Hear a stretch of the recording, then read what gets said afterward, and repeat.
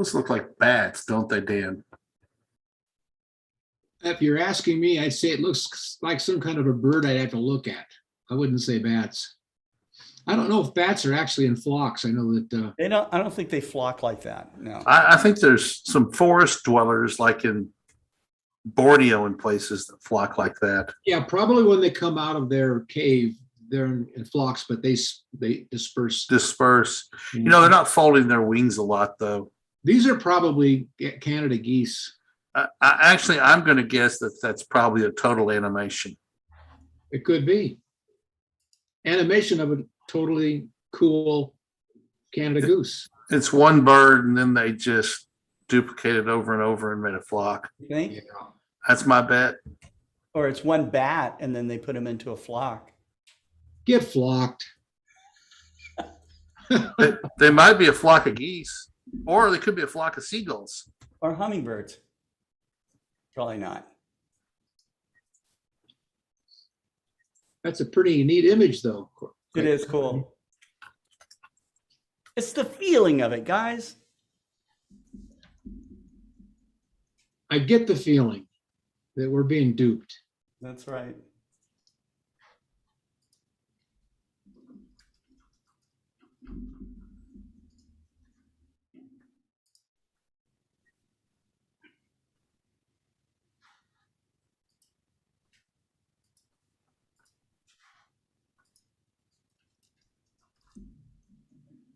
So does the countdown go to 2 o'clock or 2:03, 4, 2, 1, 0? Yeah, it's counting down.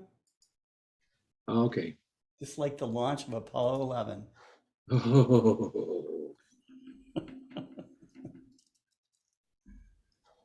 You believe the Democrats want to get rid of Space Force? Why? Ask them. Does it cost money? Well, like everything in the government, yeah. Yeah. Because you can spend that money feeding people. That's ridiculous. Let's turn this into a political program. I got a lot to share. Just take a knife and cut open your spleen and let it vent. Yeah. Boy, do I have an opinion about that. You know, if that was a flock of seagulls, we'd be hearing, you know, British New Wave music right now. Would we? Yeah. Those flock of seagulls from Britain? Yeah, they were, weren't they? I thought they were Australian. Well, the Google knows all.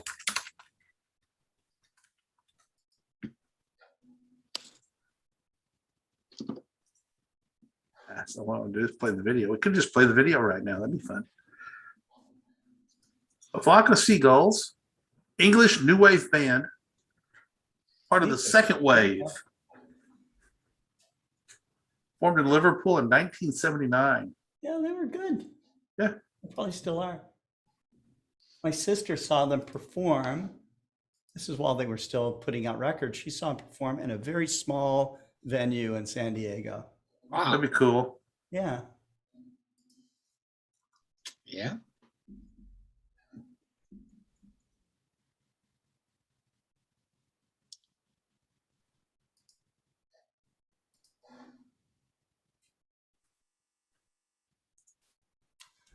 Okay.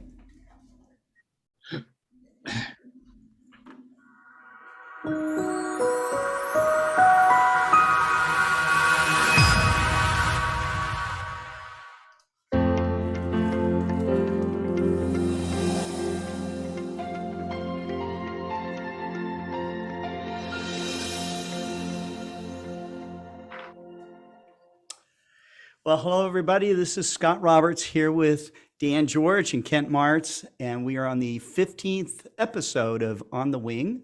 And we've covered a lot of different things about birds, but now we're going to be talking about migration and extinction. Kent? Indeed. Sort of a sad subject today. Scott found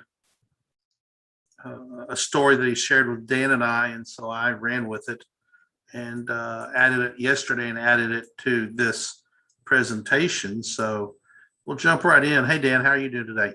Fine, Kent. How about you, buddy? Fat and happy. Sitting here postulating on light pollution and everything else. And then we got this news yesterday from the U.S. Fish and Wildlife Service that they declared 23 species of flora and fauna extinct. I'm going to concern myself with the birds. There was also a bunch of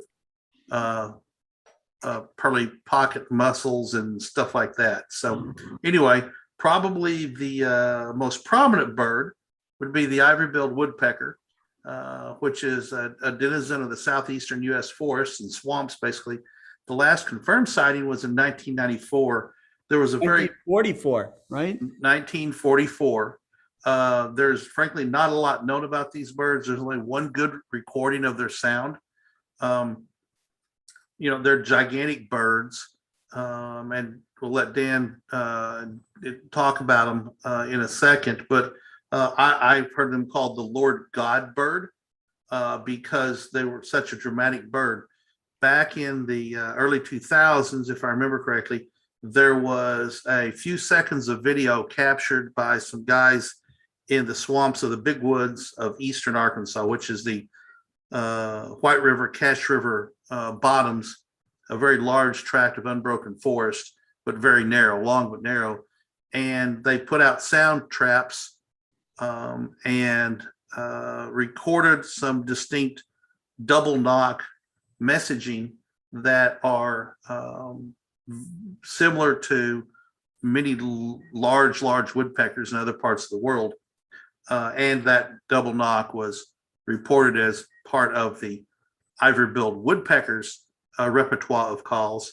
The video showed a very large bird with these distinct white wing patches, and they measured wing beats. And the experts from Cornell and other places decided that yes, in fact, it probably was an Ivory-Billed Woodpecker. However, they basically put out hundreds of these sound traps and cameras and caught it, like I think it was like 6 other double taps that they described to it in very specific spots, but no one ever saw it again. And that was back in like 2005.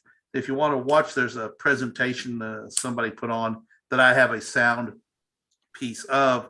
It's pretty interesting to watch, but the Fish and Wildlife Service has given up on it. I can add something. Yeah, go ahead, Dan. If you look at most birding field guides, I'm making reference to the National Geographic. A lot of people see the pileated or the pileated woodpecker. I know you do in Arkansas there. Right. They're 16 and a half inches long. And the ivory-billed that hasn't been seen in decades was actually 19 and a half inches. So they were actually 3 inches larger than the already huge pileated. But the interesting thing between the two, if you can see the picture and just imagine in your mind, the trailing edges of a pileated when they're flying through the woods, the trailing edges of their wings are white. But with the ivory-billed, it's the front images, not the trailing, but the leading edges were white. So it was just the opposite as a pileated. I thought that would be interesting to share. And they have distinctly larger beaks than the pileated as well. And they are not monomorphic, as you can see from the example image of stuffed birds in the Florida Museum. The male sports a red crest, the female sports a black crest. So the other birds are but before we go off of that, Kent, what led to them becoming extinct? Was it just a loss of habitat? Habitat loss. Hunted loss. down? What? Habitat loss. I see. Yeah, habitat loss, pure and simple. They require large tracts of standing dead timber. Imagine how big a tree has to be to hold a nest cavity for a bird that's 20 inches tall, right? I mean, they're huge birds, and they require huge trees, and they require a massive number of things that they eat, grubs and worms and everything else. And to support them requires a very large ecosystem that is suitable to them. Places like the big woods in East Arkansas, some swamps down in Louisiana, And Florida, the problem is that from my reading, none of those tracks are large enough to support more than a few individuals. And so inbreeding would become a problem, and the tracks are so far apart that these birds may not be able to connect the habitats into a viable structure. So, it was a lot of excitement in Arkansas when that happened, because, I mean, birders poured into the swamp, out in canoes, spending entire days and days and days. There was a tourism industry spring up around it, and still exists to a certain point. Much like the next bird, the Bachman's warbler in Florida and South Carolina, doing research yesterday, there's still places that advertise tours to where you might see the Bachman's warbler, even though it hadn't been spotted since 1988. So the other ones are, and I can pronounce this one, the brindled white-eye in Guam, last seen in 1983. The Kaui Akealoa in Hawaii, the Kunai Nukupu. Okay. Okay. 1899 was the last sighting of that bird. Yeah. So I think we can go, yep, it's probably gone.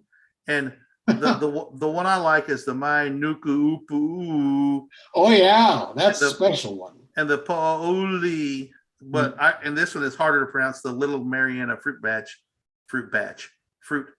in Guam in 1988. So we do have some sound. Mariana, Little Mariana.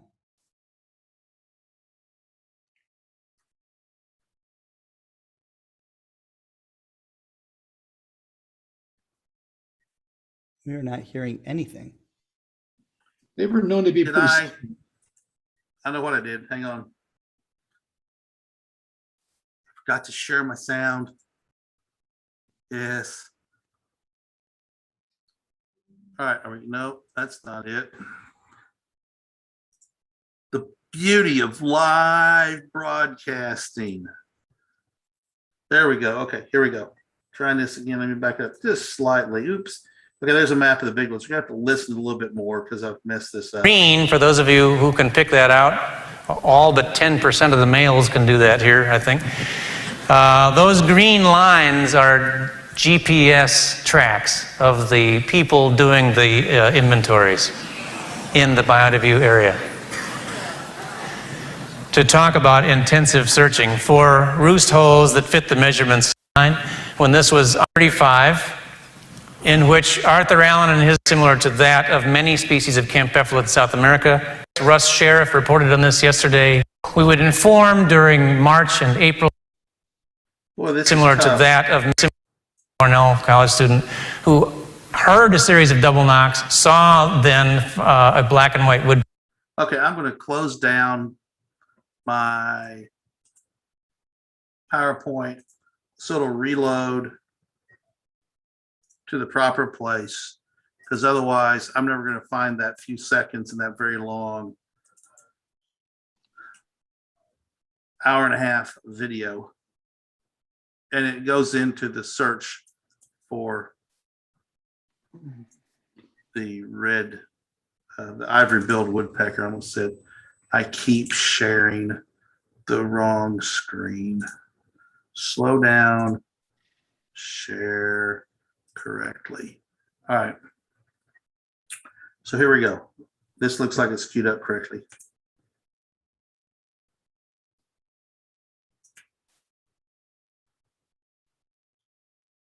To get the first known sounds, we are now using state-of-the-art recording to log the sounds of the forest out there. And the problem with that, I'm going to play some sounds here. This is the typical Kent call, famous recording of the Kent call of the Ivory-Billed.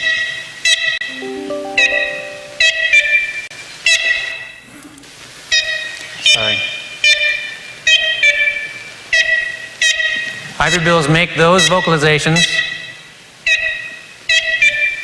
and they also make a double rap, very much apparently, never before recorded, never recorded from a known bird, but apparently by its descriptions very similar to that of many species of Campephala in South America. Here's an example.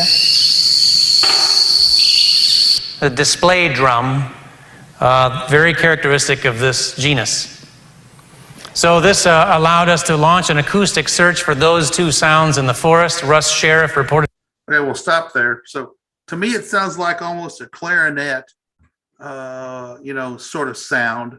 And it apparently they hear people talked about as being a Kent sound. So my name is a sound of the Ivory-Billed Woodpecker, apparently. So, Dan, got anything to add there? It was really exciting. Yeah. My screw ups or the hearing? No, forgive me. Yeah. We're talking about a bird that hasn't been seen in 70 years. Anyway, no, I just, you can imagine how large that bird was because of the sound that it makes, Yeah. So, it would be glorious if they were still there. Now, when was that recording made? In the 30s. That recording was made in the 30s. Mm-hmm. Wow. Okay. Not bad. Yeah. I'm wondering, and I tried to research where my guess is, because it's so clear, my guess is it probably was a captive pair, would be my guess. Because it's just a really good recording. And, imagine being out in the forest and getting sounds that clear when, you've got we've seen very good or listened to very good recordings, and there's always wind and background noise and other birds. And, you're in the swamp where there's things flying around and frogs and, everything making noise, lots of other birds. So I'm just supposing that it's So none had been seen since 1944. Correct. Okay, we're zoom up to 2021, and we're just now coming to a point where we say, all right, guys, it's extinct. Okay, so Is that typical of waiting that long? yes, in fact, it is typical of waiting that long because, according to the Associated Press, I anticipated this question. According to the Associated Press, only 11 species have been removed from the Endangered Species Act list due to extinction since the creation in the 1960s. Scientists note that it is possible some of the species, including numerous mussels, could reappear because they are so difficult to locate, right? They're underwater, buried in the mud in rivers. And so it takes a lot of work to try and find one of those little buggers, right? A leading figure in the hunt for the Ivory-Billed Woodpecker said it's premature to call the efforts off after millions of dollars have been spent on searching and habitat preservation efforts. He says, John Fitzpatrick says, little is gained and much is lost with an extinction declaration. He's a biologist at Cornell University and lead author of the 2005 study that claimed the woodpecker had been rediscovered in eastern Arkansas. A bird this iconic and that represents major old growth forests of the Southeast, keeping it on the list of endangered species keeps attention on it, which keeps states thinking about managing habitat on the off chance it still exists. And a guy named Craig Hilton Taylor of the International Union for Conservation of Nature, which is a Switzerland-based group that tracks extinctions globally, is not putting the Ivory-Billed Woodpecker on its extinction column because it's possible the bird still exists in Cuba. Hilton Taylor said there can be unintended but damaging consequences if extinction is declared prematurely. Suddenly, the conservation money is no longer there, and then suddenly you do drive it to extinction because you stop investing in it, he said. So, this is announcing, 23 new species on extinction. That more than doubles the number of species that have ever been, quote, extincted or removed from the list due to extinction. So, it is a dramatic step apparently to announce extinction, but you want to keep up the conservation efforts, like he said, on the off chance it's still there. And I know that in the big woods of East Arkansas, they were buying up tracts of land adjacent to the big woods and expanding to allow expansion of, and I don't remember, it was a significant number of acres. It was square miles to preserve habitat. And I have driven through the big woods. I always want to float the big woods in the wintertime. There are some ginormous trees, very old growth trees that were never logged. And it was never logged because it's so hard to get into it and it's wet so much, they couldn't get the cypress trees out. And I've seen pictures of cypress trees that take 5 or 6 people to wrap their arms around the trunk. Just massive ancient trees. So one of these winters, I'm going to go do that. You know, what is also interesting, and the counter point to extinction is new species being discovered, which happens every year. Mm-hmm. In 2021 alone, there was 7 new species discovered, and biologists think that something like between 89 and 99% of the biodiversity of the planet has yet to be discovered. You know, most of those things get discovered are generally pretty small things. But I remember reading. It could be everything's getting smaller instead of the big things, right? It seems like I remember reading either earlier this year or last year that they discovered a new species in Vietnam or Thailand or in that neck of our global neighborhood. But discovering a new mammal is a very rare event because they just tend to be decent sized and easier to find. All right, so moving along, we go into the regular part of the show, and we're going to start off with a ruby-throated hummingbird. This is a male with pollen covering its face. Now, there's another hummingbird that has a dark throat. Is it the dark-throated hummingbird, black-throated hummingbird, Dan? And I actually sent this picture to Dan going, could this be one? And the answer is no, because the range maps are so significantly different between here and where that hummingbird.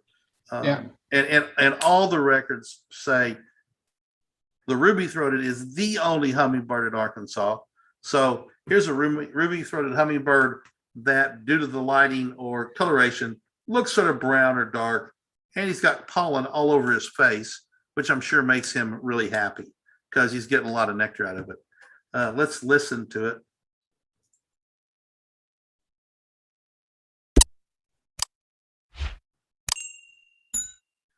Sorry about that.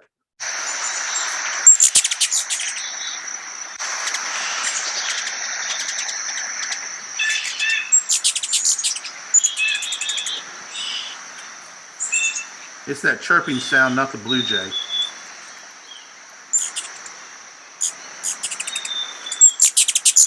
That real high pitch sound?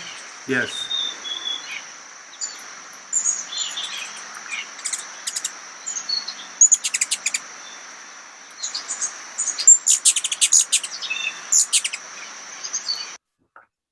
Okay, Dan. It's interesting to me that birds that are identified visually, like this is a ruby-throated if you are in Arkansas. If this bird were in Colorado, it would probably be the broad-tailed, because the broad-tailed has a ruby red gorget, which is another word for the throat area. But what's interesting is that you played the recording of the ruby-throated hummingbird, but almost all hummingbirds make that same kind of a little sucking sound, Yes. I mean, so what I'm saying here, I'm glad that God created these creatures so that you can either identify them by their unique sound, which is not the case with hummingbirds, or by how they appear. And one other comment about hummingbirds, you asked about, are there other hummingbirds that have black throats like that? Well, the thing is, there's so much iridescence in the world of hummingbirds. It all depends on the light that's shining on that. It could be a different color of reddish. It could be a blackish, it could be a purple, it could be all kinds of different colors depending upon the light source.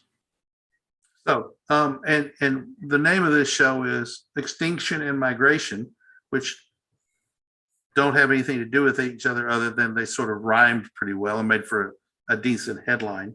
But we are talking about migrating hummingbirds. And Dan, you said your hummers have departed for the beaches of Mexico or wherever they go vacation, right? Since I'm in Castle Rock, about 30 miles south of Denver, we're at 6,200 feet. And so I believe that one of the reasons that causes hummingbirds to basically depart is because it gets cold. I mean, it's been in the low 40s for the last couple weeks at nighttime, and the hummingbirds would prefer to be where it's warm. So I can say right now, unequivocally, based on the 4 feeders in my neighborhood, they've not seen a hummingbird since last weekend. You know, I see discussions every spring and every fall about, well, when should I put my feeders up? And there are a number of people who advocate leaving them up a really long time until it really gets really, really, really bitter cold, because it doesn't hurt to leave them up, but it will help if there's a hummingbird looking for an easy meal trying to get out of here, and for whatever reason, didn't get the vacation notice. I think more significantly on that subject, Kent, is that in the springtime, when you're anticipating, let's say you see one of the early migrants that came in from, let's say, Texas or wherever they are, Mexico or wherever they come from, is that if you see one and a week goes by, you don't see another one, it's probably too early to have your feeder out. But and then what problems we have had here by putting a feeder out early, because you're anticipating usually April 15th in the Denver area is when we first get our first hummingbirds. We could have snow, and I have taken 2, 3, 4 inches of snow off of my feeders rather than taking them down, because after the sun hits it for a few hours, all the snow is gone anyway. So It's interesting. But I'd say, especially in the fall time, if you haven't seen a hummingbird for 4 or 5 days, I'd pull that thing down and just and not put it up until next spring. Interesting discussion. I guess the theory is it doesn't hurt to leave it up for another week. No, right now another week, but I'd say another more than a week. I'd say you're probably not gonna see one. 2 weeks, you're not going to see one. No. Give it. Yeah. Okay. So anyway, and everybody apparently loses, except for very South Florida, loses their hummingbirds. And looking at the map associated with, they're going down in the central, very southern Mexico, Guatemala,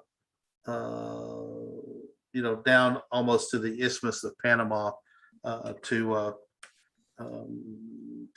enjoy their warmer climates. More specifically, Kent, a lot of those birds have their destination, and they could be different by several hundred miles. Yeah. So it depends on what species you're talking about as to how far they're going to go. A lot of them are just going to be in the northern coast of Mexico, right?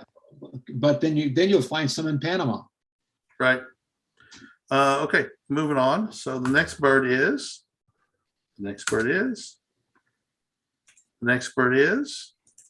There we go. The spotted sandpiper. Looking at the map, we're in the migration pattern or the very, very edge of the breeding population. So I suspect that we have breeders here in extreme northwest Arkansas, just because we're so close. And then they migrate to the southern half of the United States, the coastal regions down into Texas, Baja California, some into California. This is for people that go on. I'm sorry. Go ahead, Dan. I was just going to say that this is a very common shorebird that you don't see on the shores. It's a shorebird, meaning it's like all the ones you would see on the coast of, the East Coast or the West Coast or whatever. But this is so distinctive because you take a look at the breast and under the chin, it's definitely a spotted bird and has a very prominent white eye line called a supercilium and a pink bill. But the interesting thing about this, whenever you see the spotted, you could be up at 8,000 feet in the mountains of Colorado, and you'll see this near a stream, and they have a very interesting kind of a tail bobbing. Their tail will just bob and bob and bob and bob, and that is a distinctive field determinant for that particular species. So we'll see that right here in the video and sound. Okay.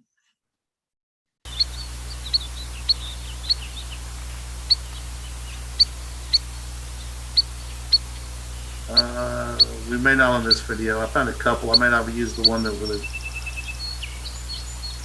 There's a red-winged blackbird. There it is. There's the tail.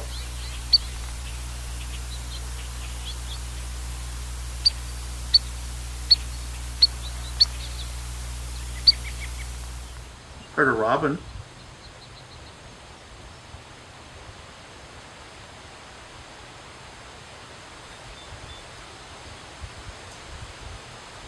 Okay, another thing, as I've stated before, and it's not a rule necessarily, it just turns out to be this way, that birds, if you want to identify them, there are two ways you can identify almost all birds. And it's usually either one or the other. In this case, there's no other bird in North America that looks like the spotted sandpiper. Hey, bingo, it's a spotted sandpiper. But when it articulates the sound that we just heard, it might sound like 10 other shorebirds. But fortunately, we can tell that this is a spotted sandpiper. Because it doesn't look like the solitary sandpiper. That's exactly right. So I'm going to bounce back and forth here real quick. So we're looking at the solitary, right? And there's the spotted, like you said, that white eye barred, white eye ring, but the spotted breast is the dead giveaway for this bird. How big is the spotted sandpiper? We didn't talk about that. It is 8.5 inches in length, whereas the solitary is 2 inches smaller. So it's 6.25 inches, like the size of a finch. So you can't really tell from this picture that, the scale, because there's nothing for scale. Are they monomorphic? Do you know? They're monomorphic. If you go to the next one, the solitary. Oh no, wait a minute. Excuse me. I'm sorry. The spotted sandpiper is monomorphic, and the solitary is also, that one there is also monomorphic. But the one, can you tell me by looking at that what one field identifier would identify this as a solitary? I'm going to go with the distinct white breast on the bottom half on its hull, if it was a boat, and that black bar that goes all the way to the tip of the tail. That's what I'm going to go with.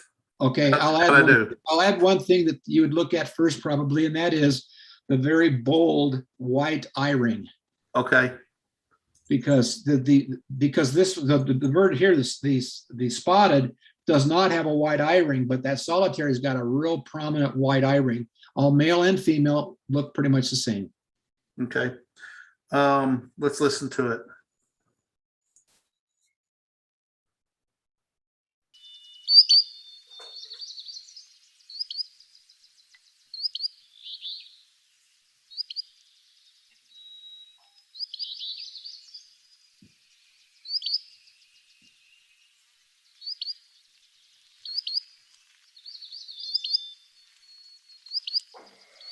Just a little indistinct tweet, tweet, peep, peep, peep, peep. Certainly different. Yeah. Different than the spotted, because it was more of a. Oh yeah.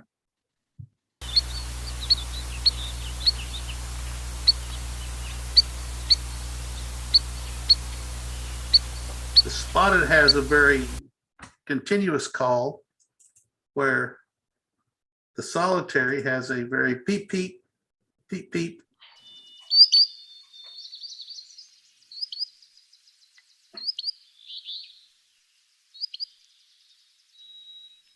Now, for people that are getting in, that are either bird watchers or want to get into bird watchers, it's exciting to be able to identify by the calls that they make. And I have one app on my iPhone that's called the iBird Pro. I think it's like $8 or $9 one time, and it is the most amazing. It's an amazing resource, and it literally has every bird for which we have record of what sounds they make. So you can say, okay, I'm going to look for a solitary, and if you hear the spotted, you say, no, I'm not looking for the spotted. I'm looking for the solitary because this is what it sounds like. And you play it on your phone, and that's the sound you're looking for. And you can listen for that. You know exactly what you listen for. So just in that short clip right here, I heard a white-throated, a white-crowned, and a red-winged blackbird, all in the background of this short clip, and you can hear other birds. I've started trying to listen to the background to enhance my skills that you're talking about developing. So Good. obviously the solitary sandpiper is going to be around water all the time effectively. It's doing the same thing. It's looking for little macroinvertebrates, worms, water critters to make its living on, correct? Yes, and they can also inhabit the areas that are salt, brackish, or fresh water. Is that just for the solitary, or is that for the spotted as well? Spotted and Okay. the solitary, right? All right. So moving along, the northern water thrush, which is somewhat misnamed, right, Dan? Yes, because you'd think it's a thrush and it's not a thrush. And it's not always on water, but it is actually known, the genus, it actually is a warbler. And warblers are known to be birds that have beautiful calls, melodic calls. And the northern water, so this particular bird is monomorphic, so the females look similar. Since they're monomorphic, usually the male can have a little more prominent of an eye, not eye ring, but an eyebrow. And the interesting thing about this water thrush, it has it's known for its very melodic singing during breeding season, and has a whitish buffy eyebrow. Which describes this real well. Yeah. Mm-hmm. And of course, the streaking on the breasts are another field determinant for the northern water thrush. It's a marvelous bird, and they basically are a ground dweller. So if you look into a field guide, it'll say it's a ground dweller that walks rather than hops, and the tail is always up. We're talking about general impression of size and shape. We talked about jizz in past weeks. Mm-hmm. So their jizz is specifically the general impression of size and shape. How big is the bird? And the bird is 5 3/4 of an inch, about the size of maybe a. Are they, because it's a water thrush, is it typically really, really close to water sources? You're not going to find this out in the middle of the Great Plains. You would find it in the middle of the Great Plains for sure. So that's why around almost, water. It's almost no. It's not necessarily. Let's say there's water nearby because of the food source that the water would provide, but they're considered a ground dweller. Yeah. Let's listen to the call. This is beautiful.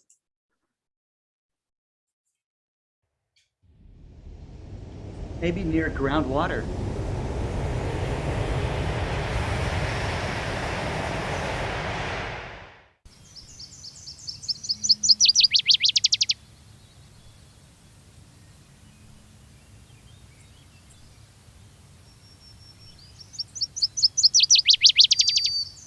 That's beautiful. That's a dramatic call, or song, I should say.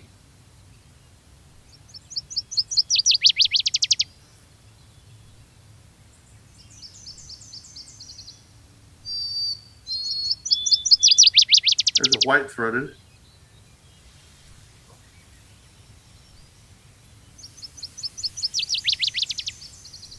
And you know that, Kent, only because you have white crowned and white-throated in your backyard, whereas here in Colorado, I have neither. Yes. Yeah, I've grown up hearing that sound in my backyard. Right. So just a pretty call. There we go. Into that sound. So obviously, we saw them perched in tree there. So while they're ground dwellers, they're still going to be in trees, but just a spectacular bird with a really, really, like you said, melodious call. All right. So last up is the northern parula. I don't know that I've ever seen this bird.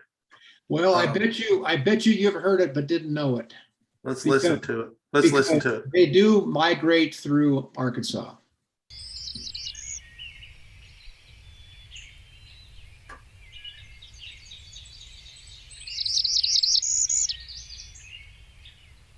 Sounds sort of like a meadowlark. Just not as loud and bullish, obnoxious. Not many are like the meadowlark. But it has that trill there towards the end. Right. This is actually one of the shortest of all the warblers because it's only 4.5 inches long. You know, that's just an inch longer than your beautiful ruby-throated hummingbird. So they're pretty small. They're short-tailed. They have a gray-blue above with a yellowish-green back, and they have 2 white wing bars. You take a look at the wings. Might not be the best resolution on that particular photo, but it's got prominent white wing bars. There's 2 of them. And that beautiful yellow breast. Yes, sir. Yeah. There's about 40 warblers in North America, and every one of them, of course, is unique, and every one of them is awesome. I mean, I tell you, April, May, and you're in the Central Flyway or the Eastern Flyway, it would be incredible for you to be in the woods at 6 o'clock in the morning on May 1st. You'd have so many different warbler calls, you wouldn't be able to discern one from the other. And overwhelming. If you had to pick one group of birds, would warbler be it? Yep. Top group of birds, period, end of story, no debate. No debate. I think hummingbirds are pretty cool because I've been in Arizona where I've seen as many as 10 different species at one feeder. Wow. At one sitting, okay? Yeah. Because that's where they're breeding for a lot of the hummingbirds come up just above the border into Arizona or New Mexico, and they do their breeding there and never get further north. So when you get there around April, May, it is marvelous. So if we were at Karchner Caverns down south of Benson, Arizona in September, that's in the start of the migration period, wouldn't it be? So that might be. But yeah. I will say this, that the tendency for warblers to sing is greater on your southern migration rather than the fall migration. Right. I point that out because we have a star party in Karchner That's a good Caverns in point. September. Good point. Yeah. So you're invited, by the way, Dan. Thank you. You're welcome. In fact, I might like to do that. Just let me know the dates and that. Yeah, I will say this, that when the birds, let's say, live in Arkansas or wherever they are, okay, they tend to molt at the end of the season, and then before they start to migrate back south, they start growing their new feathers, and when they get down to their breeding spot down there, let's say in Arizona, they could be as brilliant, colorful then as they are when they get here from across the Gulf. Right. Cool. So that's the end of that. We always end with a picture of some other kind of critter that Terry took a picture of. And this is a widow skimmer dragonfly. I thought maybe Terry made it as a window skimmer because its wings are transparent, but no, it is a widow skimmer. Who knows why this dragonfly got called that, but just a beautiful picture of a dragonfly. The variety of dragonflies are Maybe the colors, it could be the black. Could be. It's all black. So Dan, if you had to pick a number 2 bird, I guess it'd be hummingbirds. Yeah, it would be. And I'm going to say raptors would be 3. That would be 3. Sparrows would be 73. Well, okay, English sparrows. If it's a house sparrow, yeah, it would be number 958 or something like that. Okay, there we go. Yeah. Right, it's right down there with starlings and grackles. Yes. And grackles. Obnoxious. Because you don't like the song or the whistle. There's so many of them, and they make nothing but noise, and it's not pretty noise. They make something else too. Yeah. A lot of it. If Pooh, I've been down in South Texas where grackles are Fertilizer. abundant. They need the fertilizer. That's And what, if you park under a tree in some of those parking lots, it's like target practice at a marine bombardment island, And of course, down there you have the great-tailed grackle also. right? Which is Well, it's on- called boat-tailed grackle, but yeah, great-tailed or boat-tailed. The boat-tails are only down on the coast of Texas or Louisiana, Hmm. or maybe over to Florida, but they're only coastal. Yeah, and they're obnoxious birds. And they are beautiful. You take a look at a picture of a boat-tailed grackle, it's really beautiful. The iridescence is astounding.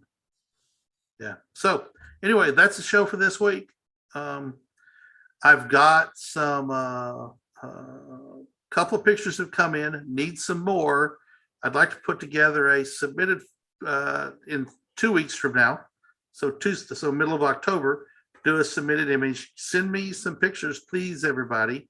You're going to send them to Explore Alliance at explorescientific.com. And we'll highlight your pictures. And if you have stories to go with them and how you took them or where they were, or, you know, you grew up knowing the bird or just stumbled across it, I'd love to be able to tell your story as well, because that adds, you know, some fun information about how the pictures were taken, you know, or why you took them or whatever. But give me a story as well. So any parting thoughts, Dan? Yeah, can I send my Ivory-Billed woodpecker pictures to you, Ken? Yes, you can. Absolutely. I got them in 4K in a video. So That is, you yeah. snuck into Cuba, did you? Yeah. You know, they are a species that is endemic to Cuba, and Cuba does have some very large tracts of land of unbroken forest. However, apparently they're not real hospitable to researching whether the Ivory-Billed woodpecker exists there or not. I'm not sure what's going on there, but it'd be really cool if that bird is not extinct. But I'm afraid that if they discovered it, they'd have to keep their mouths zipped, because it would cause such an influx of tourism that it would destroy the very thing people came to see. You know, that's, you know, it's like our national parks. You know, you see here the terms that they're being loved to death. So anyway, yeah, that's right. that's the show this week. Okay, so we have some questions and comments. People are wondering about using our telescopes for birding, and you know, somebody that's been prolific in sending us images of birds with one of our ED80 FCD 100 telescopes is Sheldon Faworski. So we should include some of his images. We haven't got any images from him in a while. I need to email him and say, Sheldon, Well, he's only sent pictures. several hundred to us, so you can Several pick from the old thousand. ones. Maybe several thousand. Oh yeah, they're amazingly sharp. So it's really cool. Then let's see. Andrew Corkill is wanting to know if we have any 102 EDs in stock. He wants to shoot birds with those. So We don't. not yet. Not yet. We have started to receive some telescopes, but not that particular model yet. So, but it's coming. Let's see. American Meteorite Fan has decided to tune into this program. And he says, in Bloomington, Canada or California, I had giant cranes land on my grass and hunt the gophers. Oh my God, it was fascinating. Oh, that would be awesome to watch. I mean, you don't think of gophers, a pretty No. good sized little critter. I mean, I think of a crane going after a fish, you know, I don't really think of it going after gophers. So anyhow, Hey, if you got pictures, if you got any pictures of those, send them to me. We'd love to see that. yeah, it would be really cool. And then Tarek in the UAE, Scott, do you have 70 millimeter triplet aposcope from ES? No, we have an 80, so not a 70. But that, I think once you see the image quality of that 80, you might consider it. And Beatrice Hines and Harold Locke want to thank both of you for putting on such a great program. So Beatrice, we'd love to get some pictures from you too. You're in Belgium. We would love to, and Tariq as well, get some pictures of of some birds in your neck of the woods as well. Yep. Excellent. Okay. I did put up a link about an organization called the Frozen Ark, and they are collecting DNA and and freezing it for preservation of species. So, And that's you might in wanna look into Norway. That's in Norway. I think it isn't is. Yeah, I think it is. I read something earlier this year that there's concern that the climate change is causing so much melt in the area they're in. Oh, because they have it down in some sort of Uh-huh. frozen cave or and something. they're worried about its long-term viability. Yes, there are organizations that are trying to preserve seeds from non-modified plants and the like, and so there are things that humans are trying to do to augment, so that when we finally do get to the point where we need to reactivate these things, that we can. So you might want to check that stuff out. And what else can I say? I would say that we have, I do want to say that we have lots of programming coming up. We have coming up also is World Space Week and International Observe the Moon Night and all of those things, plus our regular programming. So tune in, and we'll be back with lots and lots more. Take care. If I can ever find I'm lost here. I'm lost. Can't find the off button. I'm lost. Yeah, there we go.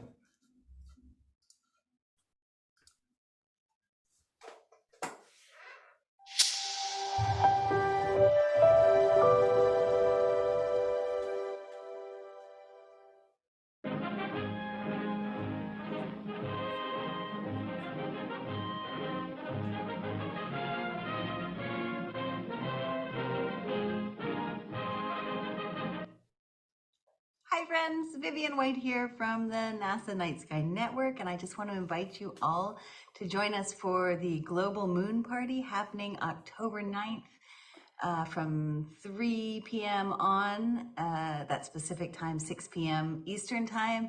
We are going to have such a blast. We have great folks from the International Observe the Moon Night joining us. We have NASA friends from the Visualization Studio and moon treks and all over the place. We have Icelandic poets to talk about the moon, presenting new work that they're doing. Space agencies from around the world will join us, and we hope you will too. Please get the word out. Let everyone you know who loves the moon know that we are kicking off the International Observe the Moon Night this October 9th. See you there.